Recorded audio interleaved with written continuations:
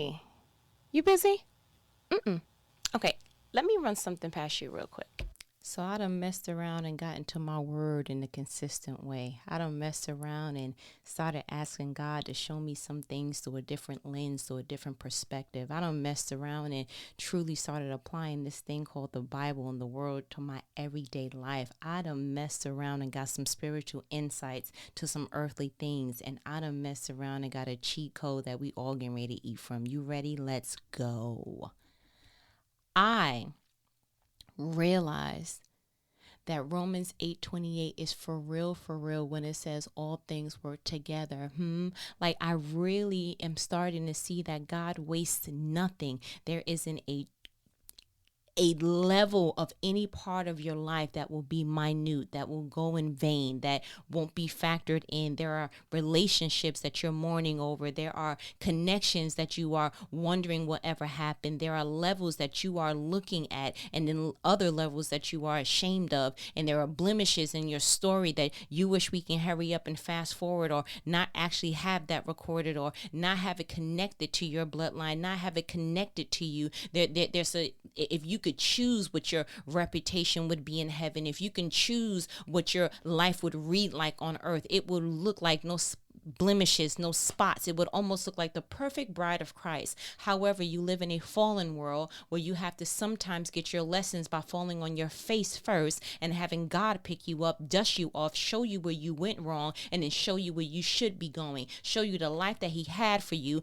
versus the life that you had for yourself. That's why the Bible says that those who try to hold on to their lives actually lose it. And that is because some people get a wise idea. They see something else that someone else is doing, or they want to go ahead and have the dreams and aspirations and heart's desires, and they try to get it in their own hands. So they try to go ahead and curate it in their own way. And what they don't realize is that if you try to do a God plan with the hand that God did not put over that, you are not going to get a God result.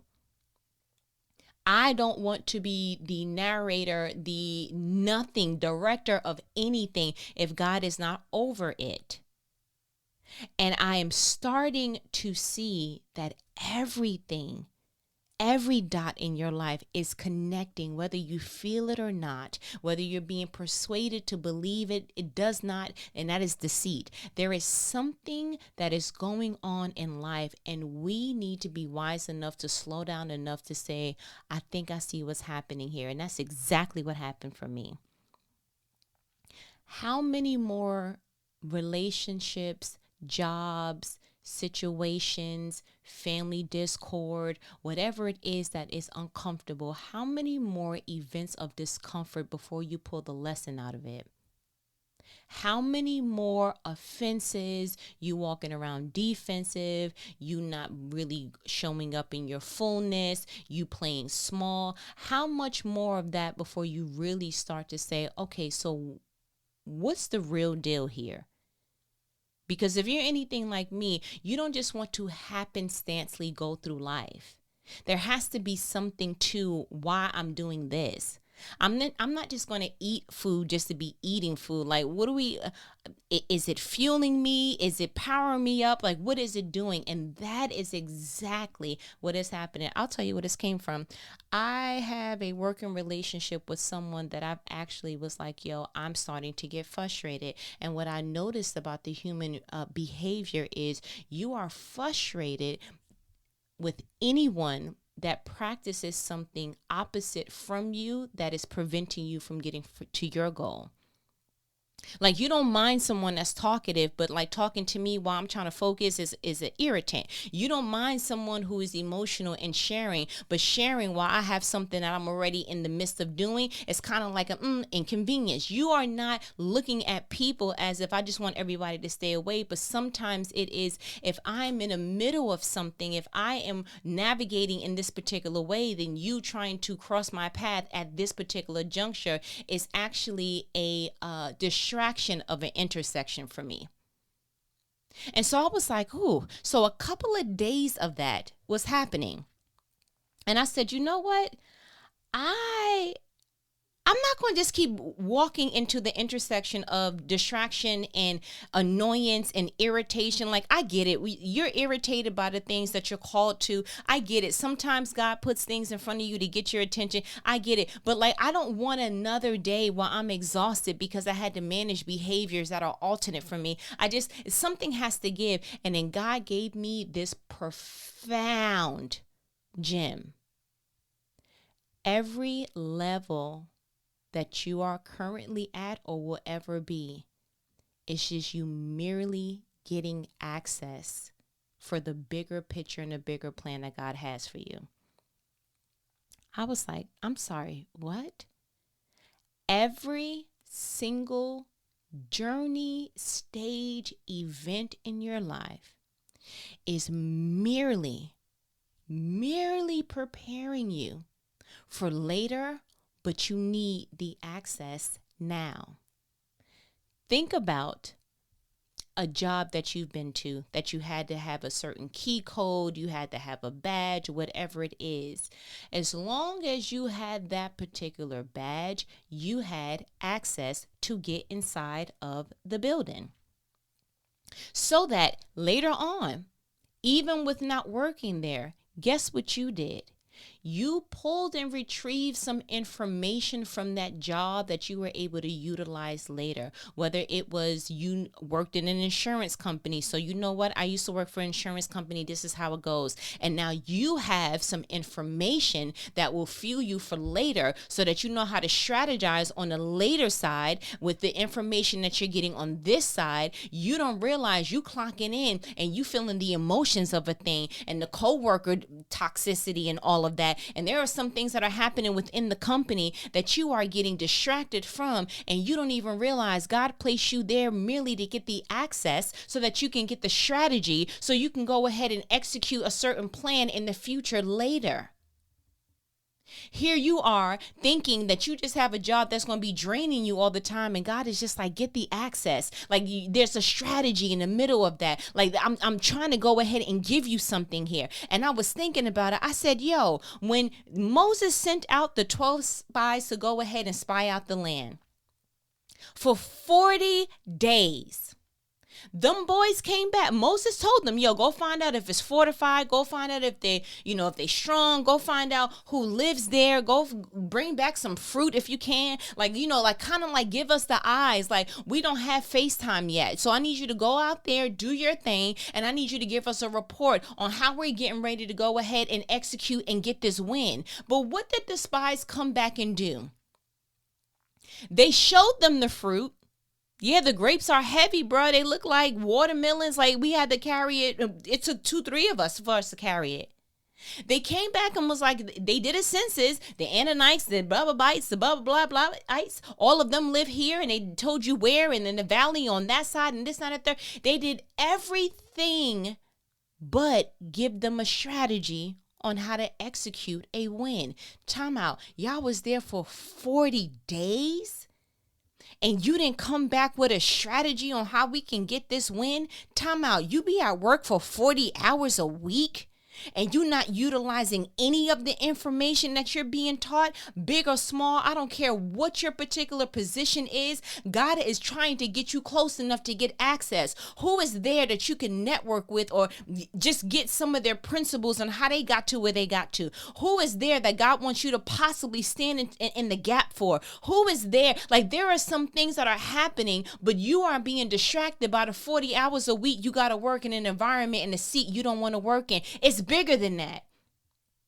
What would have happened if the Israelites, the spies that went out, if they would have came back like, yo, okay, so y'all gather around. Listen, I noticed that everybody go to sleep around like 7:30 p.m. Word, they go to sleep early.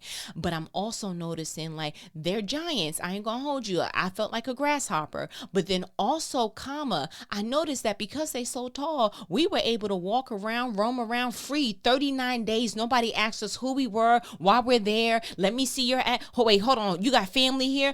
State your claim, friend or foe. Nobody was questioning us. So although they look strong and although they're got fortified cities and all of that. The one thing that I was able to notice, I noticed that they wasn't really big on security like that. Like it was 12 of us, but we broke out in like groups of 2 one time and was like, let's see if they see 2 groups of strangers, if they'll say something. Then we broke down to groups of 3, and then we broke down to groups of 4, and then we realized that they don't really be checking for new faces like that. Like they wasn't like, I'm sorry, can I see your credentials? Like you got a password or something? So when we go there, I think it will probably be best if we go ahead and attack between this hour and this hour, because on the 4th day, you see what I'm saying? Like, what would have happened if they really took a census on, I'm coming here because we were trusted with access so we can go back and give a strategy so we can get this win?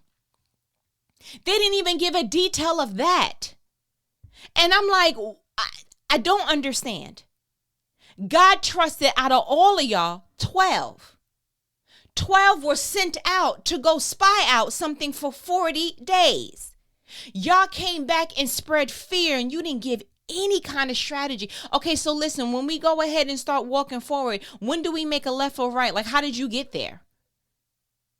You didn't give them nothing, which is exactly what they gave them, and they got nothing in return. So I started thinking. I was like, let's go even further back. Like, I really want to read what's happening, because at this point, I'm starting to see like, God, if you did it before, you did it again. You are not a God that changes. You are the same yesterday, today, and forevermore. There is something that is happening that I need to go ahead and start looking at my life and going, time out. I think I see a pattern, but this time I'm going to do it better. I mean, why else would you give us a Bible of people's mistakes and greatest faiths and all these other things? Why else would you give it to us to read and to apply and to do all these things, if not to have our lives turn out different? So I went past the parts that God was trying to convince Moses, because that makes me feel some kind of way. And that's a whole totally different conversation for another day. But the part that got to me is I said, I want to read the access that Moses had. Exodus 4, read from the NLT. I'm going to read let's start from verse 24. On the way to Egypt, at a place where Moses and his family had stopped for the night, the Lord confronted him and was about to kill him. Pause, because again, he had to keep convincing him. He had to keep telling him like, no, you can do this. And after a while, it was just getting too much. Drop down to verse 27. Now the Lord has said to Aaron, go out into the wilderness to meet Moses. So Aaron went and met Moses at the mountain of God, and he embraced him. 28. Moses then told Aaron everything the Lord had commanded him to say, and he told him about the miraculous signs the Lord had commanded him to perform. 29. Then Moses and Aaron returned to Egypt and called all the elders of Israel together. 30. Aaron told them everything the Lord had told Moses, and Moses performed the miraculous signs as they watched. 31. Then the people of Israel were convinced that the Lord had sent Moses and Aaron. When they heard that the Lord was concerned about them and had seen their misery, they bowed down in worship. Very next chapter, Exodus 5, verse 1. After this presentation to Israel's leaders, Moses and Aaron went and spoke to Pharaoh. They told him, this is what the Lord, the God of Israel, says. Let my people go so they may hold a festival in my honor in the wilderness. 2. Is that so? Retorted Pharaoh. And who is the Lord? Why should I listen to him and let Israel go? I don't know the Lord. Repeat that in the name of Jesus. And I will not let Israel go. Pause. Read verse 1 again. After this presentation to Israel's leaders, Moses and Aaron went and spoke to Pharaoh. They told him, pause. What did you say? After this presentation to Israel's leaders, Moses and Aaron went and spoke to Pharaoh. Pause. Bro, how you get access to Pharaoh so quick? How is it that you were able to be in Midian for 40 years? God has an encounter with you on the side of the mountain, Moses. And then he tells you what he needs you to do. After he finally convinces you, you then go ahead and say, you know what? But I feel like I need somebody to be my spokesperson because of the way that I stutter. And so he was like, cool, then take Aaron with you. So Moses takes Aaron, and Aaron is down with it. He don't even need to be convinced. And then so y'all go there and you directly start to talk and present to Israel's leaders. Then you went to speak to Pharaoh. Now, time out. Where did Moses get that access? Oh, yeah. That time that his mother put him in the Nile. That time that he went ahead and got into the basket with the tar and he was a little baby. He didn't remember. And then his mother pushed him off. And then Pharaoh's daughter just so happened to be, taking care of business, washing herself up. And then she turned around and saw the little basket and opened it up and saw Moses and drew him out of the water, which is what Moses means. And she was like, oh my goodness, this baby is beautiful. And then his sister Miriam was on the sideline and was like, hey, because she knew a little bit about a lot. And she's like, do you want me to go find a Hebrew woman to nurse him? And then Pharaoh's daughter was like, that's a great idea. And all she did was just give him back to Moses' biological mother to go ahead and get nursed and fed. And so then Moses grew up in the palace. Moses grew up in the palace. Because that's where Pharaoh's daughter. And if Pharaoh's daughter's in the palace, then Pharaoh's. And Moses was in Egypt for 40 years. Time out. You mean the one thing that Moses couldn't find rest in? The one thing that he was like, yo, I'm in the palace and I get it, but I'm a Hebrew at heart. I don't feel comfortable in the palace, but I don't feel completely accepted among my Hebrew brothers. And so I tried to go ahead and do that one thing that one time where I tried to be courageous and, I slighted another Hebrew person. And then when I came out to try to break up a fight the next day or so, they was like, what you gonna do? Kill us like you did the Hebrew the other day? And so because I wasn't exactly comfortable in the palace and I didn't quite fit amongst my people in the field, I had to go ahead and run after a while and just go to Midian and try to live a normal life and try to have normal kids and try to have a normal relationship, not knowing that all that time God was not looking for me to have normalcy. He was looking for me to have the access so that when he calls me on the side of a place that I created a life for myself in Midian, that I created a family for myself in Midian, that I tried to take my life into my own hands in Midian. God was like, and right here, I'm going to speak to you because I want you to go back to the place that I gave you access to, not to make you feel some kind of way, not to trigger you, not to make you emotional all over again. But if you go, there won't be no questions because they're used to you. You were there for 40 years. So when you go and present to the elders, there's no questioning. You didn't have to prove who you were. You didn't have to say who you were related to. You didn't have to give them your name. You didn't have to show no ID. You just went straight from presenting to the Israel leaders and then going ahead in the very same verse, I'm going to present to Pharaoh. How is it that Pharaoh was even willing to give you an ear? Does he have an open door policy? Like, what does that look like in Egypt? But there is something that you are able to do that even if Aaron wasn't there with you at the time of your access, because he's with you, now he has the access. What are you dreading in your life? Holy Spirit, do your thing. That now you starting to look at your life differently. You starting to look at it like it's 40 years a slave. It's 40 hours of slave. That this toxic environment is doing something to your soul and you can't take no more. And you don't feel comfortable in the palace and you don't feel comfortable, completely accepted among your peers. And God is like, it's bigger than that. I'm giving you access so that when I send you back, so if you have to go back to rescue some other people, you know exactly where to go. He wasted no time. Moses was like, we're going to present to the Israelite leaders and we're going straight to Pharaoh. How is it that he knew his way around? How is it that he knew how to go ahead and maneuver around that? And that's because he was there for 40 years. He was there for 40 years. But the emotional state that he was feeling was distracting him. He was distracted by what he felt.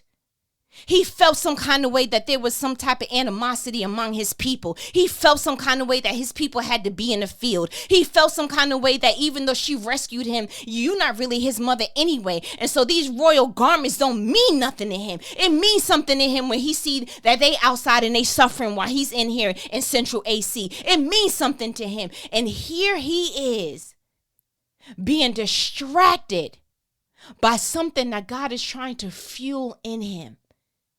I want you to remember how you feel, but I also want you to strategize and start to remember how to maneuver in this palace. I need you to know where Pharaoh stays. I need you to know his schedule. I need you to know usually what they do here. I need you to know who to talk to. I need you to know who to avoid. I need you to gather the information, because as long as you have the access, you have the information for the strategy. It may not feel like it now, but it definitely is later. I know you looking at that relationship like, well, I gave it my best years, or I gave it my best situation, and now I don't feel like it really paid off. I feel like I wasted my time. You didn't waste time. You got the access to know exactly what the next relationship should not look like. Sometimes the best education you can get from experience is what not to do, is what not to follow up on, what not to replicate. Sometimes you looking at your family origin like you embarrassed. You starting to feel like Gideon, like, yo, they're the lowest clan in Manasseh, and then within the clan,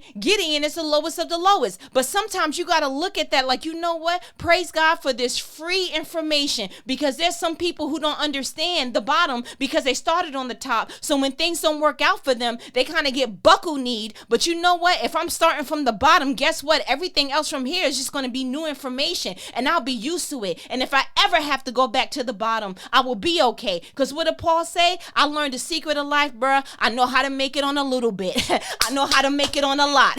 I know how to make, like, it ain't nothing you can shake me on. I've been there. That's why people who are rich and have all these things that work out for them, when they get a little bit of a inconvenience, they buckle at the knees. Why? Because they don't know how to maneuver. Sometimes it's summertime. Sometimes it's winter. You need to maneuver, and you don't even understand that hardship, all it did was give you strategy, baby. All it did was give you fuel, baby. Like, you don't even understand. Like, let's go. You understand?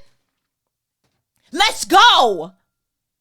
We are no longer looking at what we've been through like it held us up, like it derailed us. No, it didn't. It gave you access so that you can get some information and go back to the drawing board and start to strategize. It gave you access. You don't even understand. You are in the midst of the access that you need for later.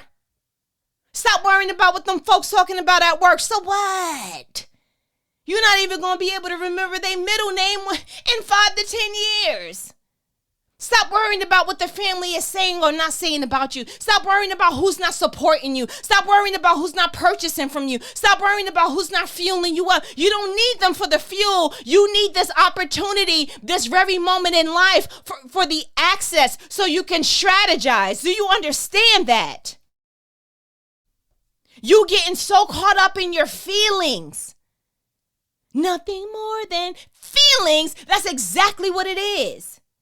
You getting caught up in what's being done to you. No, look at it better than that. What's being done for you? This door wouldn't have been open had it not been for something else. There was a job that I dreaded, that half of our conversations, if I really want to be honest, was from that particular job. And I'm grueling over it. And month after month, year after year. And after a while, I was just like, I can't take no more. But what I did not realize is that it opened up the door for later opportunities, because even though I was dreading being there, the experience was documented on my resume, and I was able to utilize the access there. And I'm looking at it like they giving me too much work. And what I wasn't understanding is that later on they built a capacity that every other job was light, because I felt what it felt like to be asked to make bricks with no straw. And so now that I go places and they provide the straw, it's a breath of fresh air where everybody else is suffocating because the pace is too much. much. Oh, this is too much. I'm actually thriving in that environment because I was in an environment where Pharaoh gave me more work just to give me work, just to go ahead and say, oh, you look like you survive in that. Let me add more to you. And I was able to survive in that. But now I'm over here and I'm thriving in it because I had a Pharaoh one time. And all Pharaoh did was go ahead and give me calluses so that when I go ahead and do my push-ups for my later, it won't hurt my hands. You got people breaking nails over here and I'm not over here breaking no sweat. Let's go. There is something that you can pull from your level.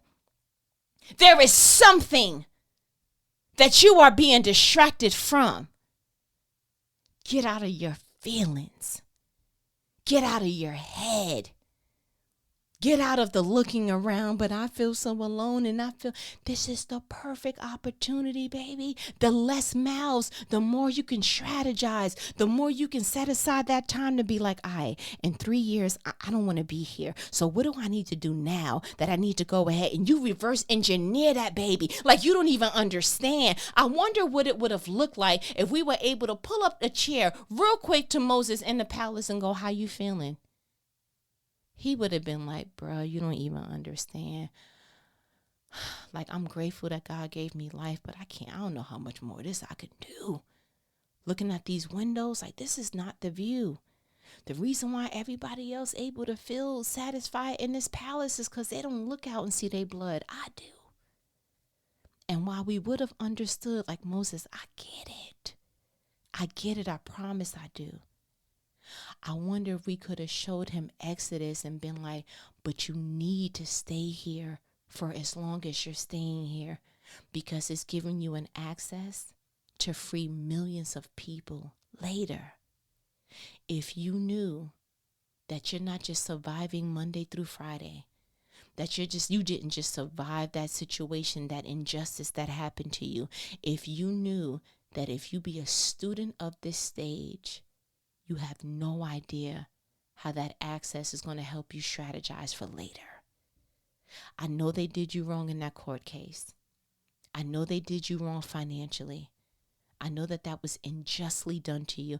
I know that was low down and dirty what he did. I know what she did. You know what? You would have never. I know it. But guess what? You were never destined to stay in it. You were trusted to collect the data so that you can strategize for you and possibly somebody else for later. I promise you that every single stage is a step. When you look at all the steps that it takes to get to the stage, you don't even realize that step right there came from you crying at night. That step above it came from you studying real hard. That step right there, you had to go ahead and pull back on a social life. That step right there required for you to go on a buying freeze so you can get your money right. And every step, although uncomfortable, movement forward.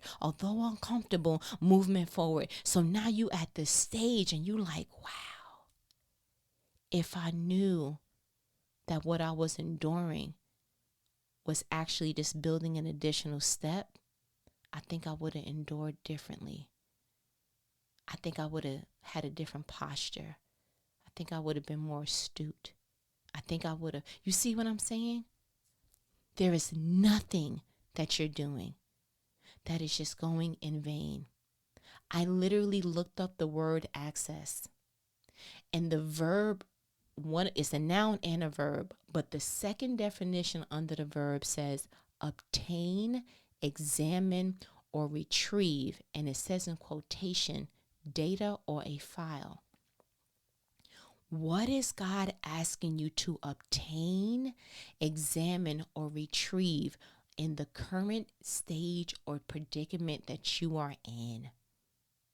And you better not have I promise you, there are tools that you're using now that later on, when there's a problem, you can go, oh, at my other job, we used to do A, B, and C, and you able to implement it now. You will be able to see, oh, in my previous relationship, I didn't speak up. So in this new one, I want to be able to find my voice. Wait a minute. No, because what I did see, and you would be able to, again, dare I say, take the access, the strategy, and apply it to your future plan.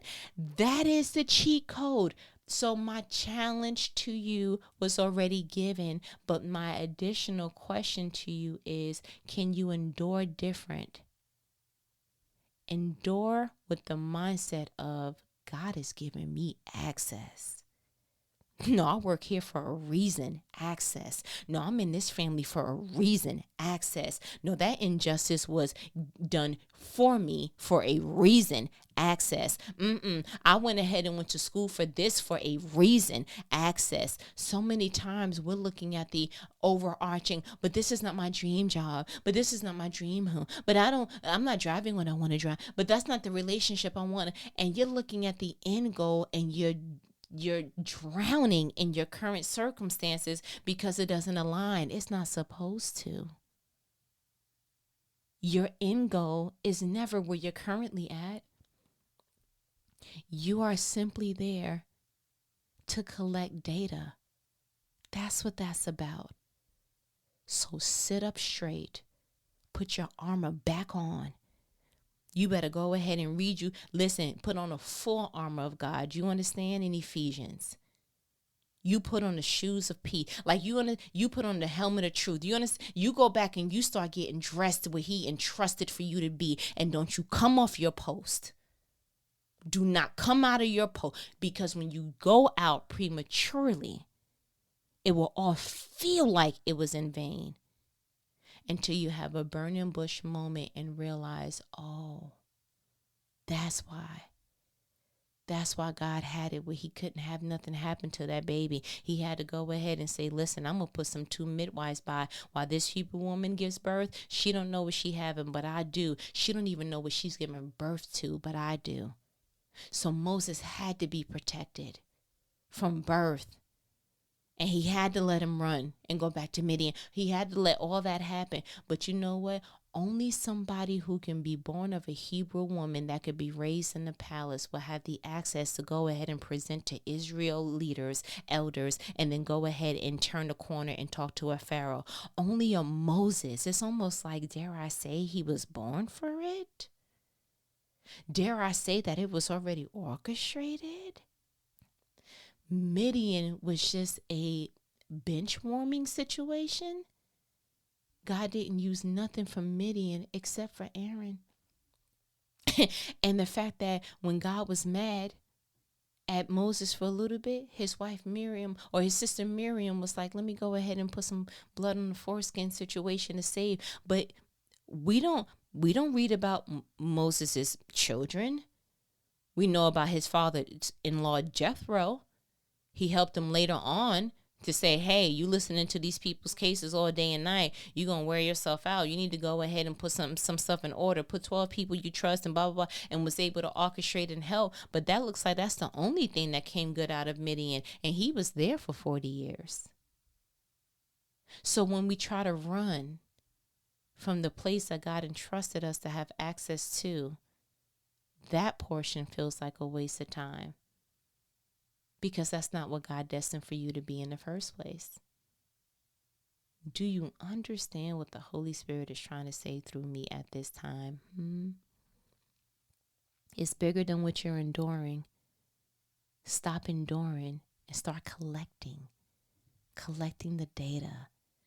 How people, okay, wait a minute. Okay, leadership sucks. Cool. Then what should leadership look like? What type of leader do you want to be? I don't think I'm going to be in leadership. Maybe not there. If God is allowing you the privilege to see something that is wrong, most of the time, he's going to call you back to it to make it right. You didn't have the mother that you wanted and you didn't see motherhood. Cool. Now you do it. You had an absentee father. He wasn't. Cool. Now you do it. You never had a supervisor that was supportive or made you feel like, cool, now you become it. You felt like, you wasn't protected as a kid. Cool, now you do something for children. Oh my goodness. You mean to tell me that God will use your childhood, God will use your experiences, God will use your scars, God will use your, of course he will. Because all things work together. Romans 8:28. All things. Even the teenage, all. What about when that one time when you married were on the first, all things. Yeah, you didn't go to premarital that time. You didn't ask God for direction that first time. You didn't, so many things different. And if he allowed you to see what's wrong, then he's going to call you back to it to make it right. Ask Moses. But all right. I feel like you got what you needed. You know what these conversations are? You should. They life-provoking conversations. Conversations that not the average person's going to have with you, but who? Your favorite homegirl. Buy the merch. Ooh, did she say that? And did. Created the number 2, multiply.com. You should have something on you that says, yo, I was created to multiply. So go get yours. Okay, great. And then also the YouTube. Same thing. Created the number 2, multiply. Because she on there using every bit of this encouraging oil she got. You understand? But I'm going to go ahead and let me go because you have merch and YouTubes to look at for the created the number 2 multiply. Okay. So we talk later? Of course we will. Later.